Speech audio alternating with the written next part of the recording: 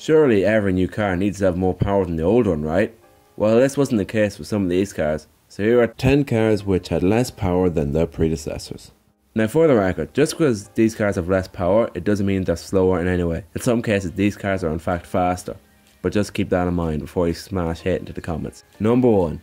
Audi RS6 C7. When it was released in 2012, people were surprised to see that the new and stunning looking Audi RS6 would use a smaller twin-turbo V8 rather than a V10. But what surprised people the most was that it only produced 560 brake horsepower, 10 brake horsepower less than the outgoing C6 RS6. Obviously, the increase in torque compensates for the decrease.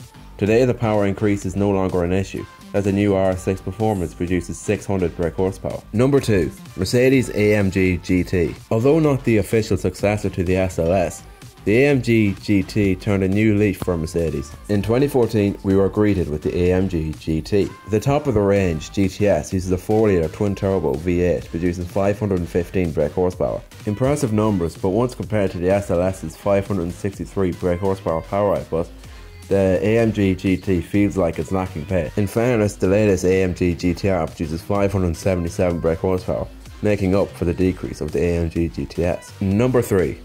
Mazda RX8. When the RX7 name was retired, people began to wonder what would come next. In 2002, we got the Mazda RX8. Using a naturally aspirated 1.3-litre rotary engine producing 228 brake horsepower, the RX8 was a brisk car, but once compared to the car that it replaced, the twin-turbocharged RX7, which produced an ass-kicking 276 brake horsepower, the RX8 feels like a more laid-back driver's car. Number 4. Toyota MR2. When the third generation was announced, a few people noticed a few issues. Firstly, it was only available in convertible form, and it was slightly slower. The top of the range MR2 had a 1.8-litre 1ZZ FED engine, producing only 138 brake horsepower, a far cry from the top of the range 3S GTE MR2 of the previous generation, which produced 218 brake horsepower in some areas. On the plus side, the third generation MR2 was much lighter in comparison, which makes up for the lack in power. Number 5. Mitsubishi Eclipse. In 1995, the second generation Eclipse was released. Using the legendary 4G63 engine like its predecessor,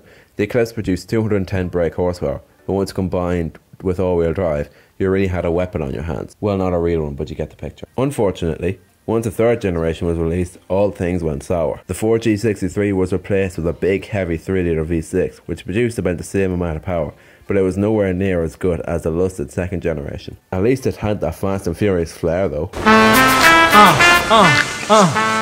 Hey, true, baby, that's the track. We're gonna take it to the top, and that's the truth first. Don't even think about taking the convertible. It might loosen your moose. No, that's cool. That's too much chrome for me anyways. Number 6. Mercedes SLS. In 2009, Mercedes returned to the supercar game with the SLS AMG. Using a massive 6.2-litre V8 producing 563 brake horsepower, the SLS was no slouch, until you compared it to its predecessor, the mighty SLR McLaren, which produced 617 brake horsepower. In all fairness though, the SLR was in a completely different league to the SLS. It's just a shame that the SLR never got the true replacement it deserved. Number 7. Ferrari F50. Replacing the F40 was no easy task for the F50. Using the same 1990 F1 4.7-litre V12 producing 513 brake horsepower, the F50 had a considerable leap above the F40. On paper. If you watched one of my previous videos, 10 cars that lied about their performance outputs, don't. It's terrible. You might be aware that the F40, despite producing 475 brake horsepower, would actually produce nearly 500. If this is the case, it could explain why the F50 wasn't as quick as the F40. Number 8. Mazda MX5. The MX5 is slow. Deal with it. And the latest ND MX5 is the same story. In comparison to the NC, the top of the range model produced 167 brake horsepower, which is slightly more than the ND's 158 brake horsepower. Yes, it's a 9 brake horsepower difference, but in the ND's defense, it is much lighter, so it's probably still faster, despite the deficit. And truth be told, you probably wouldn't feel it. Number 9. Nissan 350Z. When the 350Z was released, everyone was very impressed. Its balanced chassis and fun driving characteristics made the 350Z a good contender to the Audi TT and the RX8. The only problem was that the 3.5-litre V6 produced only 286 brake horsepower. That's a decent amount, but in comparison to the 300ZX, which it replaced, the twin-turbo variant of it produced over 300 brake horsepower. Well, at least it's more reliable. And finally, number 10.